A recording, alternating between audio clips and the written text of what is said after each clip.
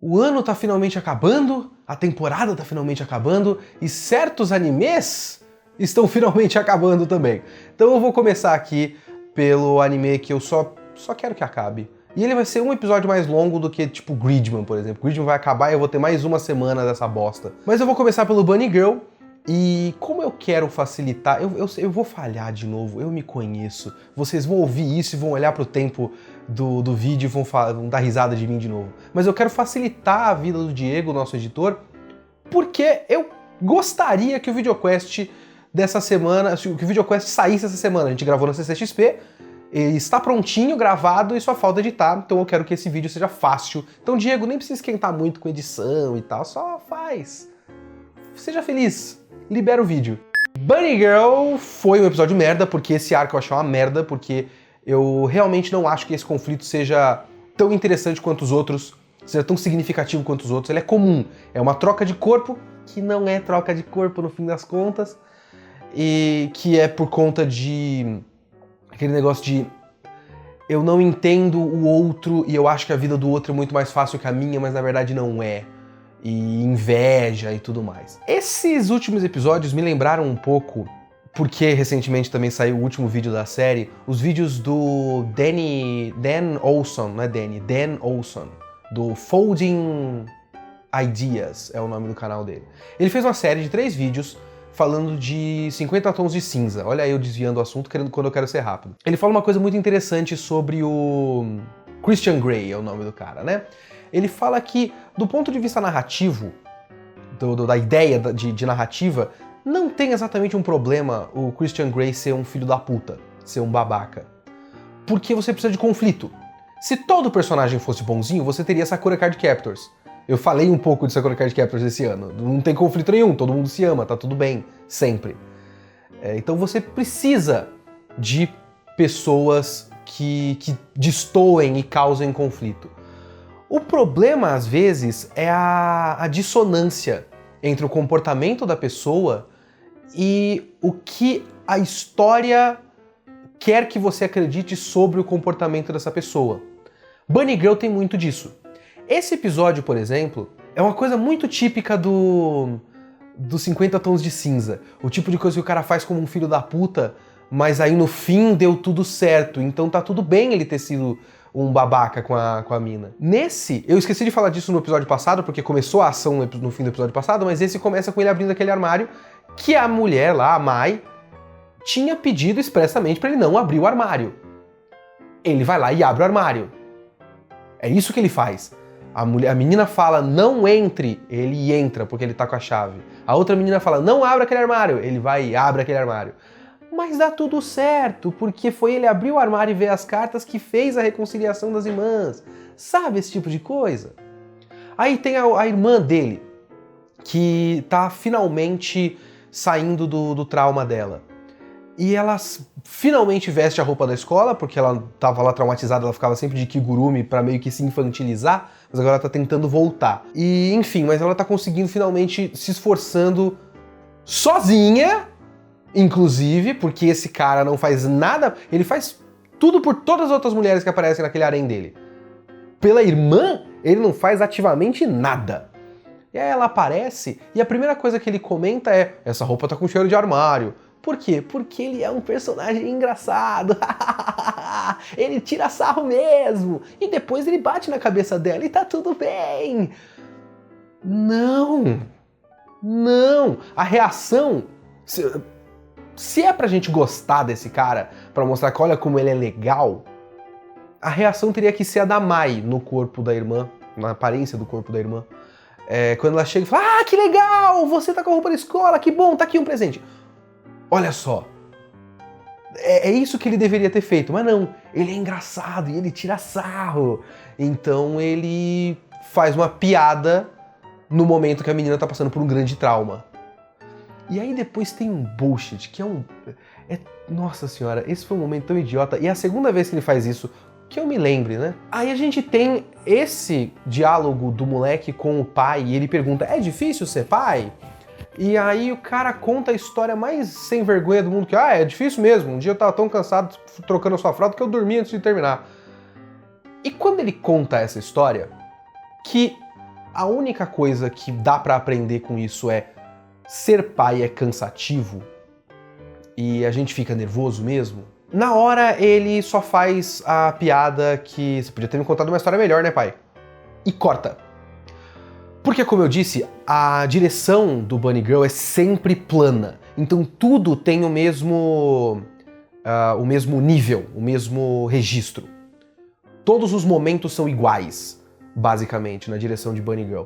Então não tem uma... Enquanto o cara tá contando a história, por exemplo, enquanto o pai do cara tá contando, ele dá aquela economizada de orçamento e mostra as lamparinas lá do restaurante. Em vez de mostrar o rosto do moleque com algum tipo de expressão, com algum tipo de surpresa, qualquer coisa. Em vez disso, é uma tomada rápida do moleque fazendo uma piada e corta. Então, a direção do anime não me mostrou que aquela conversa tem qualquer importância maior ou menor do que qualquer outra conversa durante esse episódio. Mas depois ela resgata essa conversa como se fosse chave no entendimento da situação, porque enquanto as meninas estão lá se reconciliando, corta pro Generic-kun e ele fala, porque ser pai é muito difícil mesmo, às vezes ele não pode demonstrar insegurança para o filho. Porque a menina tá achando que a mãe nunca... que a mãe não entende ela e tal, e aí eles solta essa sabedoria que os pais não podem demonstrar insegurança pros filhos. Olha, que legal! Foi importante nesse diálogo, mas falta direção, falta naquele momento mostrar que é importante, mostrar que ele aprendeu algo novo, ou então contar uma história melhor. A história que o autor, a autora, o roteirista do anime, sei lá, escolheu pro pai contar é uma história qualquer. Se tivesse uma conversa um pouco mais longa, onde o pai dissesse que eu não sabia o que fazer e eu nunca achei que eu fosse ser pai, mas eu percebi desde muito cedo que quando eu demonstrei qualquer tipo de medo pra você, você também sentia medo, então eu não podia sentir medo, eu tinha que estar sempre tranquilo pra te tranquilizar e tal. Qualquer coisa desse tipo, mas não. É uma história... Ele fala, eu fiquei muito nervoso, e aí um dia eu tava tão cansado que eu dormi trocando sua fralda. Então, enfim, agora a história tá, graças a Deus, acabando. Provavelmente isso é uma série, eu não pesquisei, eu quero que se foda.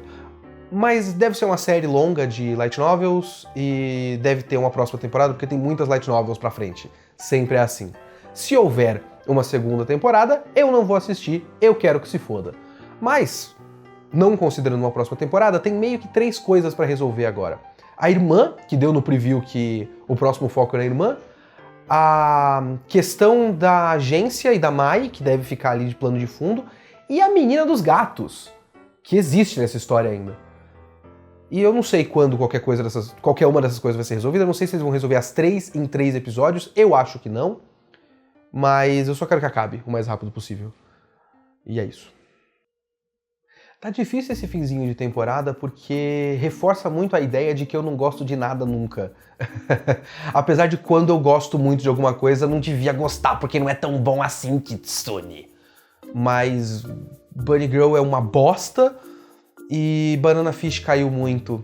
E eu realmente acho que Banana Fish, um dos problemas principais de Banana Fish é que talvez ele não devesse ser tão longo. Inclusive, nisso eu suponho que seja um problema do mangá original também, né? Porque não é só uma questão de ritmo, é uma questão de repetição de conflitos. Esse episódio, por exemplo, a gente, como eu já tinha comentado na outra vez, o Ash novamente se rendeu porque ele estava com reféns, amigos dele, com arma apontada pra cabeça, e ele se entregou honradamente. E a gente começa esse episódio com mais uma fuga heróica do Ash, junto com um resgate. Mas é sempre tipo um resgate que na verdade é uma fuga do Ash sozinho, porque ele é muito mais foda do que todo mundo. Então a gente já viu isso. E a gente também já viu o Ash, o Wade lamentando o fato do Ash ter que matar, o Ash lamentando o fato de ter que matar, e o Wade convidando o Ash pra sair dessa vida. E vamos para o Japão. A gente já viu, sabe? Eu realmente sinto que eu tô vendo a mesma história. Esse finalzinho, principalmente, tá me dando uma sensação de que a gente tá num eterno ciclo, que ele não sai do lugar, que é um ciclo de sequestro, resgate, conflito, ataque dos caras, emboscada, ataque dos nossos heróis, né? Contra os vilões, emboscada, sequestro, resgate.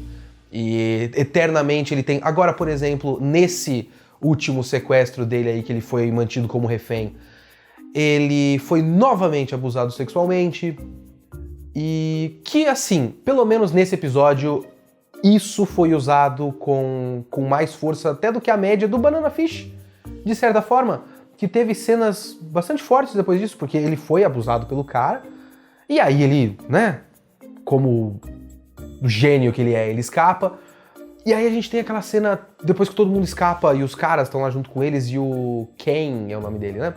Vai colocar a mão no ombro dele, como é que tá aí? Você tá machucado? E ele bate na mão do cara porque ele tá tremendo de nervoso, de trauma, né? Aquilo afeta ele. Ele tem que engolir, tem que continuar em frente, ele fala isso pra mulher depois, que se demorar 6 meses pra eu me recuperar toda vez que acontece isso, eu já teria que estar morto, eu já tava morto a essa altura. E aí ele não quer o contato físico com ninguém, por conta do que acabou de acontecer. E aí chega o Wade e só abraça ele com carinho e ele se acalma. Essa cena foi a única coisa pra mim que se salvou nesse episódio, porque o resto é tudo que eu já vi milhares de vezes em Banana Fish. Todo mundo falando, por exemplo, o conflito, que é razoavelmente novo, digamos assim, dos caras da gangue chinesa falando pro Sing que não tem que ficar sendo subordinado do Ash, não, porque ele é branco e a gente é chinês, e parar com essa porra. E só que aí esse também é um momento pro Sing falar, mas o Ash está em outro nível, eu não me comparo a ele. Sim, eu sei, ninguém se compara. Aí o Yutlung manda assassinos e o Blanca fala, você sabe que eles não podem matar o Ash, isso eu sei, eles não estão no nível do Ash. Sabe? As coisas que me deixam um pouco mais animado é que a gente tá a 2 episódios do fim e agora a gente tem 2 coisas que são bastante graves, que eu não sei o quanto isso vai dar de desgraça permanente pra história, porque todo mundo adianta, na época do anúncio do lançamento do Banana Fish, todo mundo falando que vai ser um desgraçamento do caralho, Banana Fish. Então a gente tem 2 coisas que podem ser um desgraçamento enorme. O Wade foi baleado, vamos ver se ele sobrevive. O Wade já foi baleado antes, mas enfim, eu acho, né? Tanta coisa aconteceu. E o Max foi sequestrado e é possível que usem o Banana Fish nele. Lembra de Banana Fish? É uma droga. É o nome do anime. Isso existe nessa história. E ele foi provavelmente drogado com Banana Fish, então vamos ver se dá pra recuperar, porque ninguém foi recuperado da droga no anime inteiro. Então pode ser uma coisa permanente, pode ser um final trágico. O Max, o Wade morre e o Max fica pra sempre dopado pelo Banana Fish. É um bagulho. Olha só, pode ser um final bem forte, mas toda essa perna final da história vem sendo bem fraca. Eu tenho 2 nitpickings bobos com o Jojo dessa semana. Um é que eu gostei do flashback do grupo de assassinos, inclusive. Eu gostei do visual do grupo de personagens, eu gosto que tem lá um envolvimento com a questão de eles estarem atrás do chefe e agora estão atrás da filha do chefe e tal. E eu gosto do uso do poder do cara. Ele tem um nome. Que pra matar um maluco ele coloca um carro bem pequenininho na bebida do maluco e tal. E faz o cara explodir. Quando eu vi que ele tava fazendo isso, eu imaginei que ele fosse fazer o cara explodir, mas eu também não imaginei que fosse mostrar. Porque é um pouco forte demais, talvez? Bizarro demais. Como é que eu fui duvidar da série chamada JoJo's Bizarre Adventures, né? Mas eu realmente achei que não fosse mostrar esse tipo de coisa. E mostrou. Mostrou o cara explodindo e o carro caindo em cima da mina. Então mostrou duplo ali, né? E curti isso aí. Por outro lado, depois que eu vi que esse cara tem esse nível de crueldade, eu achei meio idiota ele não ter usado algo, pelo menos no mesmo nível, digamos, de letalidade contra o Narancia. E eu sei que ele quer saber a informação de onde está a filha do chefe, mas ele também não tá se esforçando muito para obter essa informação durante essa luta, né? Então, sei lá. Não é um grande problema, é só uma coisinha que eu pensei, não é um bagulho, nada demais assim. O outro momento que eu achei muito estranho foi quando o Narancia tava no apoiozinho do... como é que chama? Telefone, orelhão. E escreve na tela que ele tá com 58 centímetros. O telefone é desse tamanho, né? Um telefone público, mais ou menos desse tamanho, digamos assim. Tá na tela, tipo isso. E o apoio tá aqui embaixo, o que significa que ele tava mais ou menos desse tamanho quando ele tava dizendo que tava com 58 centímetros. Isso aqui é uma régua de 60 centímetros que eu tenho. Uma régua de madeira de 60 centímetros. Isso aqui... Tá aqui? Ó, agora apareceu tudo. Isso é 60 centímetros. É mais ou menos o tamanho do telefone. E eu fui vendo essa progressão, não faz muito sentido esse tamanho que tá colocando na tela. Eu nem precisava dessa informação. Enfim. Tirando essas bobagens...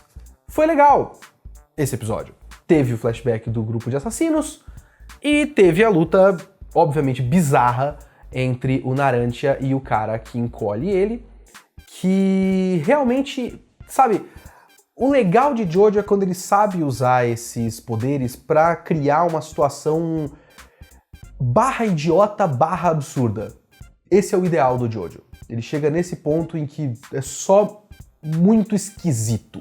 Tudo é muito esquisito. Então você tem essa situação onde você tem uma pessoa encolhendo e usando um poder do aviãozinho e ficando presa no... Tipo, é um grave problema num certo ponto do episódio que ele não consegue acionar a porta automática e ele tem que dar um pulão e aí ele tenta passar e a porta prende ele, sabe? É bobo toda a vida. Mas é isso que a gente quer. São situações idiotas. E essa foi toda uma situação idiota e uma luta que me lembra bastante um dos poucos momentos que eu gosto da parte 3, que é a luta entre o cachorro e a águia. O Iggy e... vai saber, Pet Shop of Horrors. Olha, eu lembrei, eu gosto dessa luta mesmo, ficou na cabeça. Que é, mais uma vez, uma luta entre um cachorro e uma águia. E não é Pokémon, aquele era um momento de fim de história, então era mais intenso e mais dramático. Esse é um pouco menos intenso, porque ele precisa guardar dramaticidade para um momento posterior, mas mesmo assim é uma situação idiota e que cria uma situação de tensão. E eu curti, foi um bom episódio. Não foi nada demais, mas foi um bom episódio. E Gridman segue sendo uma maravilhazinha, um pitelzinho de coisa maravilhosa. Que bom que temos Gridman. Né? O Gridman é desses animes que a gente teve no episódio. Que bom. Apesar de que eu preciso agradecer os meus padrinhos. Tem a Watching Party, que eles fazem bastante, que é usar lá é um site chamado Rabbit, que dá pra você assistir todo mundo junto e criar um chat assim do lado. É bem legal. E eu tava assistindo o Gridman de novo com eles. E a gente foi conversando das coisas enquanto assistia e eu consegui organizar a minha cabeça. E esse foi um episódio maravilhoso! Agora eu preciso lembrar de tudo que eu tenho que falar. Mas enfim, o que acontece nesse episódio? A menina, a Akane, ela começa o episódio meio que desistindo. E começa esse episódio, se no outro era uma situação já estranha, esse também é uma situação estranha. Porque começa num marasmo assim de, bom, não tem kaiju e... vamos ver o que acontece, né? Então fica com aquela situação de desconforto, de alguma coisa deveria estar acontecendo e não tá. E tem uma cena genial que os caras estão lá tentando resolver se isso é uma coisa boa ou ruim, e eles falam, não, nós então vamos na casa da Shinjo. E é um momento todo épico que eles tomam essa decisão, e eles andam 5 metros pro lado, assim, é bem legal essa cena. E aí ela cria essa situação, ela cria um último kaiju, mas esse kaiju... O pessoal lá no Padrinho fala muito de desespero, e eu acho que pode até ser um desespero, mas também é meio que ela cansada de tudo isso porque ela tá perdida. Então, aliás, tem um detalhe maravilhoso que alguém colocou no Twitter também, que o kaiju que ela cria tem uns pontinhos no pescoço depois que ele é vencido. E esses pontinhos do pescoço são o buraco pro cara que tá vestindo a roupa no Tokusatsu ver o que tá acontecendo. Tanto é que depois sai um monstro lá de dentro e ele rasga o kaiju, porque é uma roupa mesmo, né? Porque tudo aquilo é um mundo criado por ela. E ela tá reproduzindo coisas que ela acha legais. E de fato ela fez um kaiju que é uma pessoa dentro dele, né? Tipo, não tem uma pessoa de fato, mas ela tá criando a ilusão de que é uma roupa. E ela criou os pontinhos ali e tal. Então é tudo amarradinho, né? Enfim, eu não vou ficar dando um resumo do que aconteceu no episódio. Porque esse episódio começou a revelar mais coisas. Eu tava conversando, olha só, com a Purim na CCXP. Abraço, Purim! Eu sei que você não assiste isso, mas enfim. E eu tava falando com ela que eu não me importo se a história não explicar em detalhes como funcionou tudo. Esse episódio começou a me explicar certas coisas. Eu não vou dizer que eu entendi todas. E tanto faz. Porque o que tudo aquilo significa é mais importante. Por exemplo, tem um certo sinal de que esse Gridman que a gente tá vendo agora, que é azul e vermelho, é um segundo Gridman. Porque o primeiro Gridman é azul só. No primeiro episódio aparece ele só azul. Tem um papo daquela kaiju que parece a menina sapo, falando que você ajudou o meu mestre e tal. Não é essa a questão pra mim. A questão é o que tudo isso que aconteceu nesse episódio implica narrativamente. Vamos lá. A Shinjo desistiu. E tudo que ela queria era encontrar o Gridman. Nessa seara dela aí de tentar criar um mundo perfeito e acabar com o Gridman, ela criou o Anti. O Anti é uma espécie de... Primeiro, dispositivo de segurança para proteger esse mundo dela, que é um mundinho onde ela se protege de tudo, porque tudo é perfeito para ela, então ela não entende como pode ter esse Gridman. Ela não entende o Gridman. Inclusive tem um detalhe muito interessante de ela chegar naquele lugar e falar que ela não estava entendendo como é que certas coisas funcionaram, que agora só que ela entendeu que eles precisam usar aquele computador velho e tal.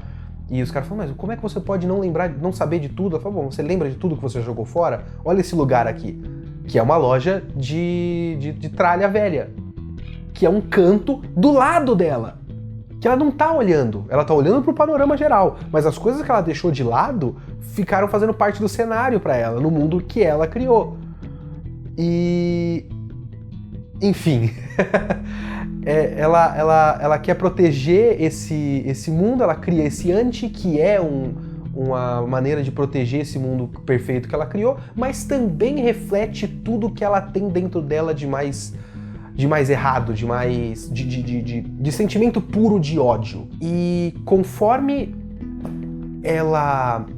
o Anti foi desenvolvendo na história, ele foi ficando cada vez menos kaiju e cada vez mais humano. Até que é revelado nesse episódio que ele meio que é o Gridman de verdade. O Gridman que a gente tá vendo provavelmente é uma cópia. Por isso talvez que ela não entendesse. Porque é alguma coisa externa ou tá fora do controle dela. Ou seja, o Gridman protege esse mundo, mas o Gridman também é a coisa que ela mais odeia. Porque meio que é ela. Mas ela quer destruir o Gridman, que é ela.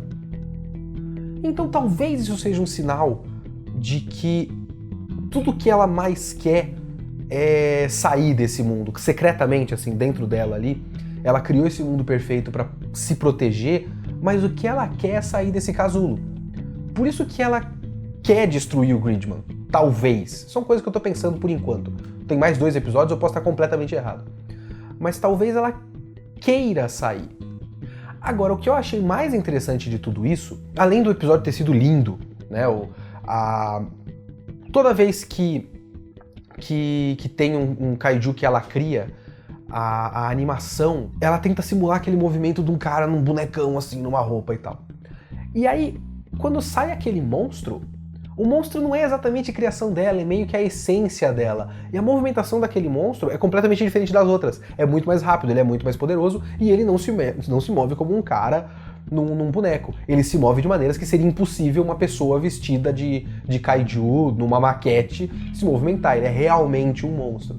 E aí tem aquela cena foda do... Bom, primeiro do Gridman perdendo, e depois o Grid Knight aparecendo, o verdadeiro Gridman aparecendo e vencendo aquele monstro. Essa cena foi sensacional. Abre a névoa em cima, as nuvens, e vê os circuitos e tal.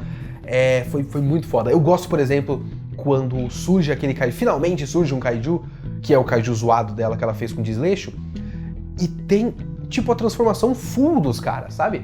Tem uma música épica, e a transformação, e todos os passos, e o bagulho, e a pose heróica e tal, e aí ele dá um golpe e vence.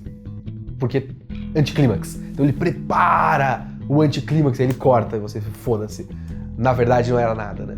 Eu gostei muito de tudo. Esse episódio, mais uma vez, um episódio lindamente dirigido. Mas o que eu mais curti no episódio das revelações, pra mim, elas significam, do ponto de vista da condução da narrativa, que esse tempo todo a gente tava vendo de fato a história da Shinjo e do Anti. Porque eu falei algumas vezes que o Yuta é um personagem muito apagado, o Utsumi é um personagem completamente apagado, e a Rika teve os seus momentos. Mas o foco, em geral, é na Shinjo. E também, secretamente, porque ele foi entremeando toda a história e se desenvolvendo muito mais do que os outros personagens, muito mais do que o Yuta, é o Anti. Porque o Anti é o verdadeiro Gridman. Então, a gente foi levado a pensar que certos personagens eram os personagens principais, mas a história era de outros. Propositadamente. Não é tipo... Sabe quando você percebe que o mangá já tá com 45 volumes e mudou completamente o foco, e aquele personagem que parecia o principal, na verdade, nem tem tanto destaque mais, porque foi um processo muito longo? Gridman tem 12 episódios. Tudo isso é planejado desde o começo. Tudo isso tem sinais desde o começo. O Yuta é um personagem apagado porque meio que ele é só uma porta de entrada para esse Gridman externo para entrar nesse mundo fictício e mundo artificial da Shinjo. Então, ele nem precisa ser um bom personagem, porque ele de fato é só um host, um hospedeiro. Eu curti bastante esse episódio. Gridman continua sendo um anime maravilhoso e sensacional. Não me decepcione, só tem mais 2 episódios, pelo amor de Deus. Colabora com o Kitsune aí. Então é isso, muito obrigado a todos. Essa sexta-feira, se tudo der certo, tem VideoQuest 86. Se não der certo, não vai ter. E é isso. Falou!